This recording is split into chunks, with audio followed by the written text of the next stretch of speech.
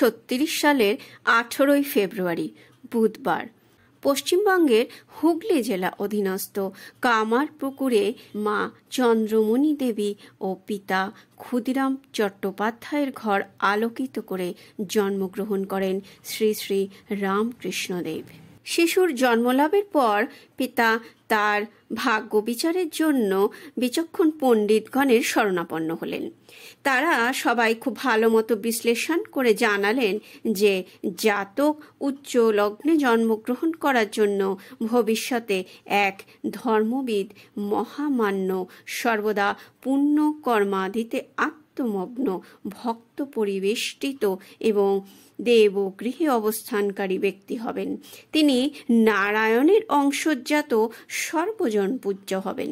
এই কথা শুনে পিতা ক্ষুদিরাম বাবুর মনে পড়ে গেল ছেলের জন্মের কিছু পূর্বে গয়ায় তীর্থ ভ্রমণ করতে গিয়ে তিনি গদাধর বিষ্ণুকে স্বপ্নে দেখেছিলেন। তাই বালক পুত্রের নাম দিলেন গদাধর। বালক গদাধরের চিন্তন ও আচরণে মা চন্দ্রমণি দেবী ও পিতা ক্ষুদিরাম বাবু এক অভাবনীয় মেধা ও প্রতিভার প্রকাশ দেখতে পেলেন। যথাসময়ে পিতা বালক গদাধরকে পাঠশালায় পাঠালেন, কিন্তু পুঁথিগত বিদ্যার প্রতি তার যথেষ্ট অনীহা। তবে সঙ্গীত ও ছবি আঁকায় তার বিশেষ আগ্রহ। 8 বছর বয়সে গদাধর প্রথম ভাব আবেশে মূর্ছিত হয়ে পড়ে। তার খেলার সাথীরা ভীত সন্ত্রস্ত হয়ে মা বাবার কাছে ছুটে আসে। আকস্মিক এই ভাবান্তরের কথা তারা সবিস্তারে ব্যক্ত করে তাদের। ব্যাপার কিছু বুঝতে না পেরে তারা বিশেষ উদ্বিগ্ন হয়ে পড়েন। সাধন ভজন ছাড়া এই প্রকার ভাবাবেশে তারা সবাই বড় বিস্মিত হয়ে ওঠে। একবার কামারপুকুরের অদূরে অবস্থিত এক বিশালাক্ষী মন্দিরে চন্দ্রমণি দেবী ও গ্রামের কয়েকজন স্ত্রীলোক পুজো দিতে যাচ্ছিলেন। বালক গদাধরও তাদের সঙ্গ নিল। বেশ কিছু দূর যাওয়ার পরে মন্দিরের কাছাকাছি পৌঁছতেই হঠাৎ বালক গদাধর মূর্ছিত হয়ে মাটিতে লুটিয়ে পড়ল। সঙ্গে মহিলারা ভাবলেন যে মা বিশালাক্ষী ভর করেছেন তার উপরে। তারা সবাই করজোরে বলতে লাগলেন, মা বিশালাক্ষী প্রসন্না হও, মুখ তুলে তাকাও মা, কৃপা করো। গদাধর চোখ মেলে তাকালো ও স্বাভাবিকতা ফিরে পেল। একবার পাড়ায় শিব মহিমা বিষয়ে যাত্রাপালা অনুষ্ঠিত হবে। যে বালক শিবের অভিনয় করার কথা সে হঠাৎ অসুস্থ হয়ে পড়ল। তখন এই ভূমিকায় গদাধরকে অভিনয় করার দায়িত্ব দেওয়া হলো। মাথায় জটাজুটোধারী গদাধর গায়ে ভস্ম মেখে বাকচাল পরে অভিনয় করতে নামল। অভিনয় চলাকালীন হঠাৎই তার মধ্যে এক অপার্থিব ভাব পরিলক্ষিত হলো।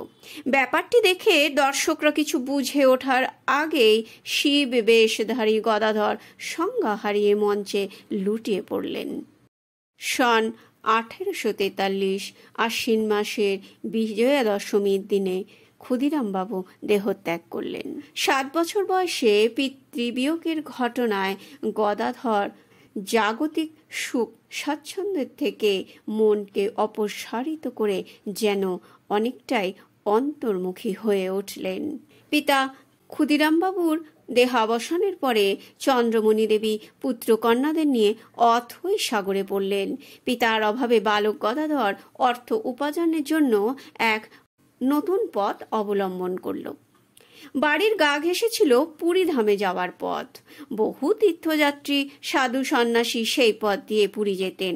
জমিদার লাহা বাবুরা সেইখানে তীর্থযাত্রীদের আহার ও বিশ্রামের জন্য একটি পান্থশালা নির্মাণ করেছিলেন।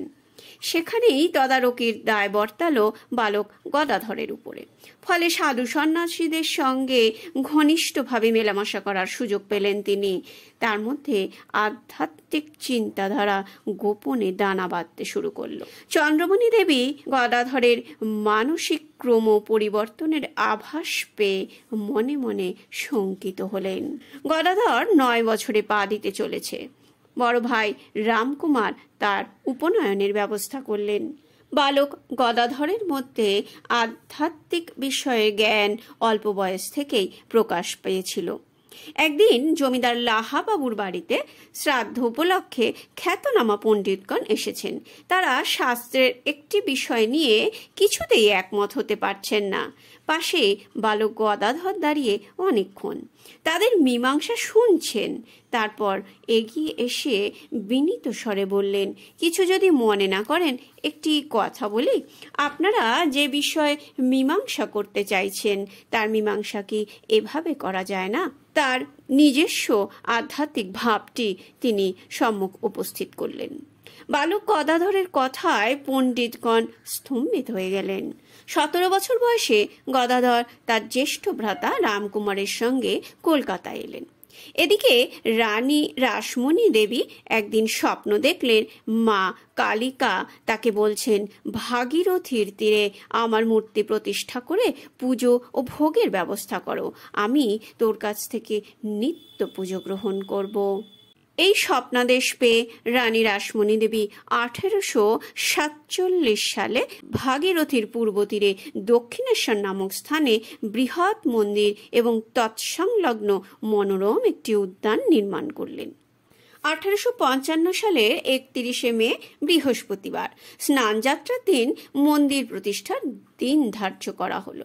কিন্তু রানী রাসমণির জাতি এবং তৎকালীন সামাজিক প্রথা এক অন্তরায় হয়ে দাঁড়ালো।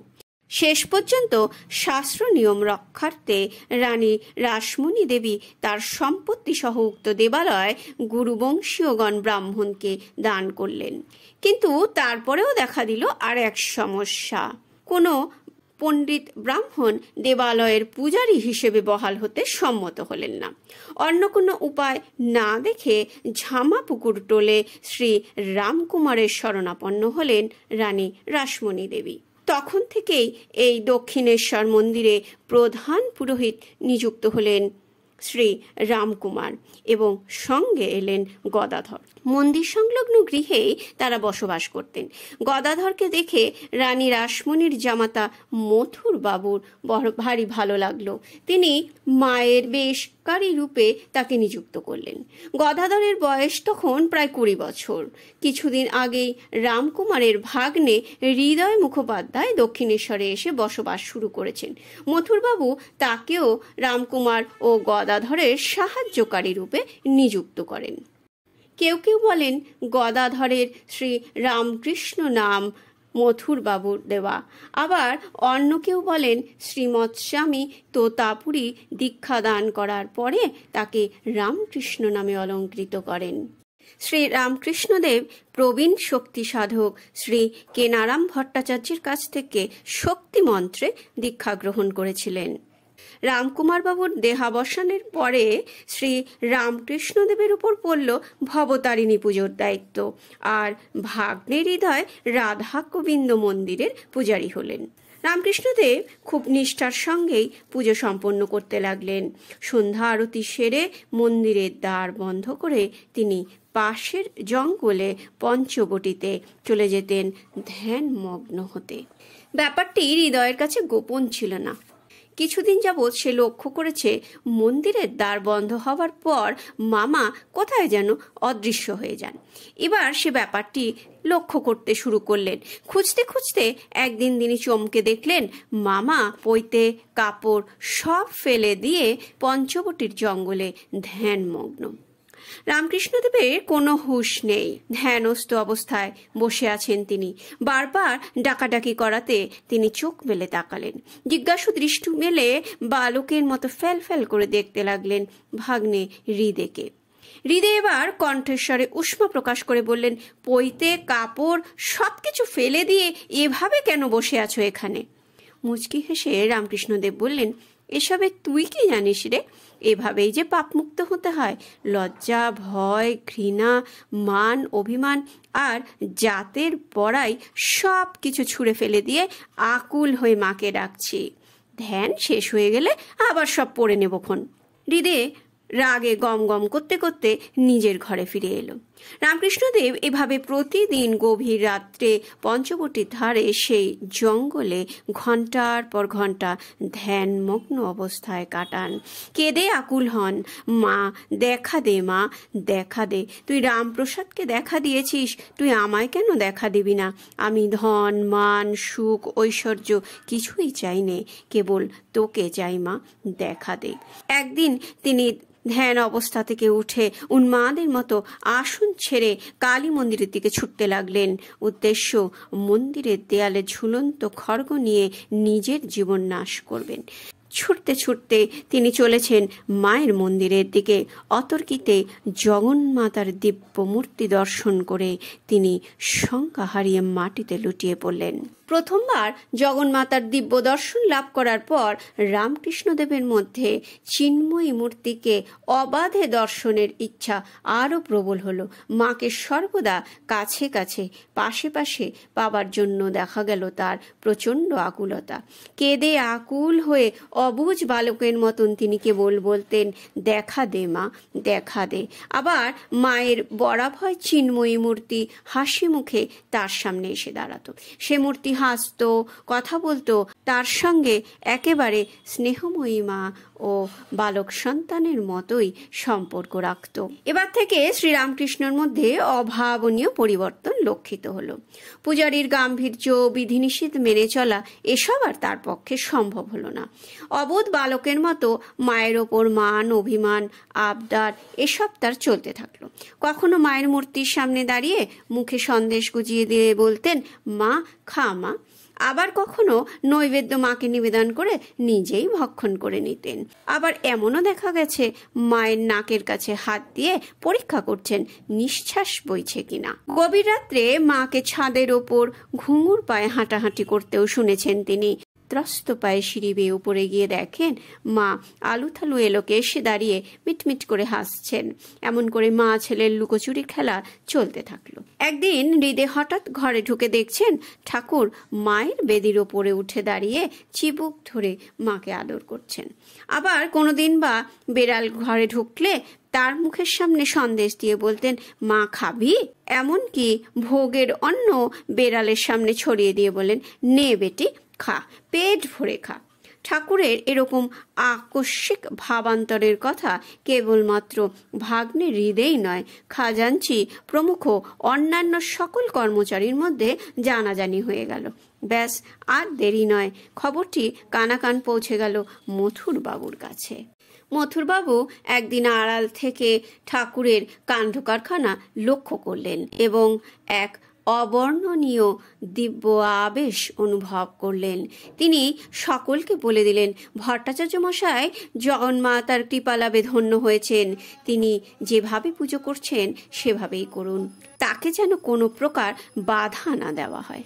একদিন সকালে রানী রাসমণি এলেন মন্দিরে আহ্নিক করতে, আর ঠাকুরকে বললেন মায়ের নাম গান করতে।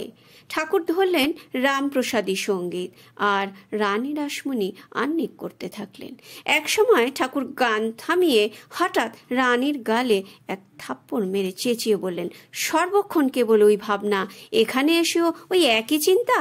ব্যাপার দেখে মন্দিরের সব কর্মচারীরা একেবারে হতবাক। রানী রাসমণি কিন্তু বিস্মিত বা ক্ষুব্ধ হলেন না, বরং নিজের কাজের জন্য লজ্জিত হলেন। কারণ তিনি আহ্নিকে লিপ্ত ছিলেন ঠিকই, কিন্তু মকদ্দমার একটি ব্যাপার তার মনে বড় ভাবিত করে তুলেছিল। মা ভবতারিণীকে নিয়ে ভাবাবেগ ও আনন্দ উল্লাস শ্রীরামকৃষ্ণদেবের ক্রমেই বৃদ্ধি পেতে লাগলো। বিধি অনুযায়ী পুজো এখন প্রায় বন্ধ। দেবী সেবার নৈত্য নৈমিত্তিক কাজ কোনোভাবে সম্পূর্ণ হতে থাকলো। পাশ্চাত্য শিক্ষায় শিক্ষিত মথুরবাবু শ্রী রামকৃষ্ণদেবের এহেন কার্যকলাপ স্বচক্ষে প্রত্যক্ষ করে ভীষণ দুবিধায় পড়লেন। এ কি ঈশ্বর প্রেমের ভাবোন্মাদ অবস্থা, নাকি মস্তিষ্ক বিকৃতির লক্ষণ? তিনি ঠিক বুঝে উঠতে পারলেন না। তিনি ভাবলেন সুচিকিৎসক ডেকে এনে ঠাকুরকে একবার পরীক্ষা করাবেন, কিন্তু তার আর দরকার হলো না। কিছুদিন পরেই একদিন ঠাকুর শিবের মাহাত্ম্য সম্বন্ধে একটি শ্লোক পাঠ করতে করতে হঠাৎই শিশুর মতো গলা ছেড়ে কান্না জুড়ে দিলেন। কান্না শুনে মন্দিরের সকল কর্মচারীদের সঙ্গে মথুরবাবুও ছুটে এলেন সেখানে। মন্দিরের দরজায় পা দিয়েই তিনি দেখলেন ঠাকুর শিবের মহিমা হৃদয়ে অনুভব করে এমন বিহ্বল হয়ে পড়েছেন, আর তাই এই বালকের মতো কান্না। মথুরবাবু ভাবাবিষ্ট হয়ে মুগ্ধ নয়নে দেখতে থাকলেন। ভট্টাচার্য মশাইয়ের ব্যাপার স্যাপার নিয়ে কেউ মাথা না ঘামায় তিনি মন্দির কর্মীদেরকে সতর্ক করে দিলেন। এদিকে কাঁদতে কাঁদতে হঠাৎ দরজার দিকে চোখ পড়তেই মথুরবাবু ও কর্মীদের ভিড় দেখে বালকের মতো কাচুমাচু মুখে ঠাকুর মথুরবাবুকে বলে উঠলেন, কি গো, বেসামাল হয়ে আমি অসঙ্গত কিছু করে ফেলেছি কি? মথুরবাবু মুচকি হেসে তাকে প্রণাম করে বললেন, না বাবা, তুমি তো স্তব পাঠ করছিলে। ঠাকুর তেমনই বিমর্ষ মুখে বললেন, তবে সবাই যে এখানে। মুখের কথা কেড়ে নিয়ে মথুরবাবু তাকে বললেন, পাছে এরা কিছু না বুঝে তোমায় বিরক্ত করে, তাই আমি দরজায় দাঁড়িয়ে রয়েছি। ঠাকুর আশ্বস্ত হয়ে বললেন, তা বেশ, ভালোই করেছ। ঠাকুরের এই ভাব লক্ষণ করে মথুরবাবুর ভক্তি শতগুণে বেড়ে গেল। তিনি যন্ত্রচালিতের মতো ঠাকুরের পায়ে লুটিয়ে পড়লেন।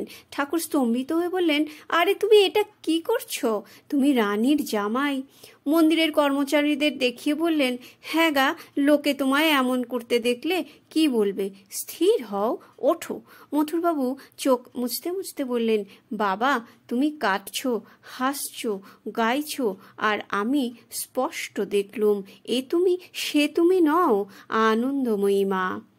আবার যখন পাশ ফিরছ দেখছি জটা জুটোধারী ব্যাঘ্র চর্ম পরিহিত দেবাদিদেব শঙ্কর। প্রথমে ভাবলুম চোখের ভুল, ভালো করে চোখ দুটো মুছে ফের দেখলুম, কিন্তু একই দৃশ্য। যতবার এরকম করলুম প্রতিবার একই দৃশ্য দেখলুম। ঠাকুর সস্নেহে তাকে তুললেন। ঠাকুরের স্পর্শ পাওয়া মাত্র মথুরবাবুর সর্বাঙ্গ যেন বিদ্যুৎ শিহরণ খেলে গেল। তিনি স্পষ্ট উপলব্ধি করলেন মা ভবতারিণী ঠাকুরের প্রতি কৃপা করে তার দেহে সাক্ষাৎ অবস্থান করছেন। ঠাকুর ভাগ্নের হৃদয়ের কাছে পঞ্চবটী স্থাপনের মনোবাসনা প্রকাশ করলেন। সে বট, অশোক, আমলকি, বেল এবং তুলসী চারা সংগ্রহ করে এনে দিতে ঠাকুর নিজ হাতে সেগুলো রোপণ করলেন। মথুরবাবু উদ্যোগ নিয়ে বিভিন্ন তীর্থক্ষেত্রের ধুলি সংগ্রহ করে এনে দিলেন সেখানে। ঠাকুর নিজ হাতে পঞ্চবটির মূলে সেই ধুলি ছড়িয়ে দিলেন। ঠাকুর শ্রীরামকৃষ্ণের ভক্তদের প্রাণায়ামাদি হঠযোগ অভ্যাস করতে নিষেধ করতেন। এর ক্রিয়া সম্বন্ধে তার নিজস্ব তিক্ত অভিজ্ঞতা ছিল বলেই তিনি বারণ করতেন। ঠাকুরের খুড়তুতো ভাই হলধারী দক্ষিণেশ্বরে রাধা গোবিন্দজির পুজোর দায়িত্বে ছিলেন। তিনি বৈষ্ণব তন্ত্রোক্ত পরকীয়া প্রেম সাধনায় লিপ্ত হয়ে পড়েছিলেন। একথা অনেকেই আড়ালে বলা বলি করতেন, কিন্তু তিনি বাকসিদ্ধ বলে সাহস করে মুখের ওপর কিছু বলতে সাহস করতেন না। ঠাকুর ব্যাপারটা জানতে পেরে একদিন তাকে সব কিছু খোলাখুলি বললেন। ব্যাস, তিনিও রেগে একেবারে রুদ্রমূর্তি ধারণ করে কাঁপতে কাঁপতে বললেন, এত বড় কথা, তুই আমাকে অবজ্ঞা করলি, তোর মুখ দিয়ে রক্ত উঠবে। উক্ত ঘটনার কয়েকদিন পর এক রাত্রে প্রায় 9টা নাগাদ ঠাকুরের মুখ দিয়ে সত্যিই রক্ত উঠল। খবর পেয়ে হলধারী ত্রস্ত পায়ে ছুটে এলেন। তখন দক্ষিণেশ্বরের ঠাকুর বাড়িতে একজন খুবই বিজ্ঞ পুরুষ অবস্থান করছিলেন। তিনি রক্ত দেখে বিমর্ষ মুখে বললেন, মনে হচ্ছে তুমি যোগ সাধনা করতে। হঠযোগের চরমে জড় সমাধি হয়, তোমারও সেরকমই হতে যাচ্ছিল। রক্ত মাথায় না উঠে মুখ দিয়ে বেরিয়ে যাওয়ায় তুমি এই যাত্রায় রক্ষা পেলে। হলধারীর অভিসম্পাত ঠাকুরের ব্যাপারে বরদানের কাজ করল। এদিকে ঠাকুরের আনমনা ভাব দেখে তার মা এবং বড় ভাই উৎকণ্ঠিত হয়ে পড়লেন। ভাবলেন উপযুক্ত পাত্রী দেখে বিয়ে থা দিয়ে সংসারী করলেই তার বৈরাগ্য কাটবে। জয়রামবাটি গ্রামের শ্রী রামচন্দ্র মুখোপাধ্যায়ের একমাত্র কন্যা শ্রী সারদা দেবীর সঙ্গে ঠাকুরের বিবাহ হলো। বিয়ের কিছুদিন পরে ঠাকুর কামারপুকুরেই অবস্থান করেছিলেন। তারপর আবার ফিরে আসলেন দক্ষিণেশ্বরে। কলকাতায় ফিরেই আবার তিনি জগন্মাতার ভাবে বিভোর হয়ে পড়লেন।